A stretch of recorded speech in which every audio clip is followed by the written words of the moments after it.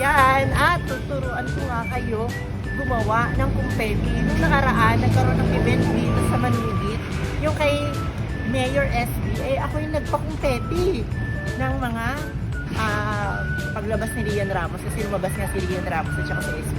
Pinakumpeti ko sila. Eto, matagal ko lang ginagawa to. Since 2002 pa. Ito, gawa to sa mga PVC. Yung mga ano ng Manilad or mga Nawasa, ayan. Kapanoorin natin.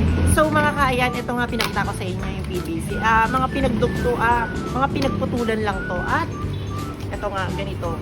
Hindi mo masyadong ano yung haba nito. Pero, ayan. Kukuha na tayo ng ng papel or kahit mga lumang libro na hindi na ginagamit.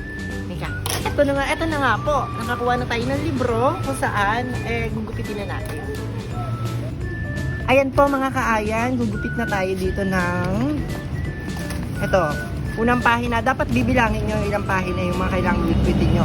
Dapat ho matulis na gunting gagamitin nyo. So bibilang tayo ng mga 20 pages. Ayan, halimbawa katulad yan. Gugupitin mo lang siya ng ganito. Ayan. Talaga. Ayan. Gugupitin mo lang siya po ng isa pang ganito hanggang sa matapos po yan. Po, nakagupit na po tayo ng madami. Ayan. Once na makagupit na po ng madami, and gagawin natin, tatansyahin lang natin yung haba nito. Halimbawa, katulad niyan po. Ayan. Tatansyahin lang natin yung haba. Once na makagawa na tayo, ipapasok na natin to sa tube. So, ito nga. Ito, dapat ganito kakapal ipapasok nito sa tube. Ayan, ganyan. Ganyan mga kaayan, ipapasok nyo.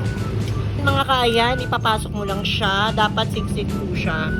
Or dapat medyo, pag alam nyong mahigpit siya, dapat hindi masyadong mahigpit. Dahil baka mamaya pag ahagis mo or pagbato mo, hindi sumabog or hindi umano siya. Medyo dapat yan, maluwag-luwag ng konti. Ayan, makikita mo. Yan. Tapos alternate lang din yan.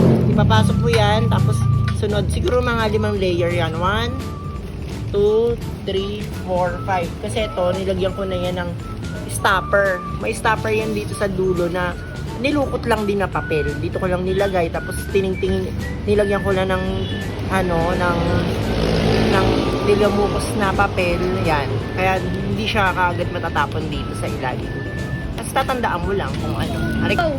So mga kaayan, tapos na yung ginawa natin eto, medyo yan siksik siya. Tapos papaputukin na natin. Sige, try natin.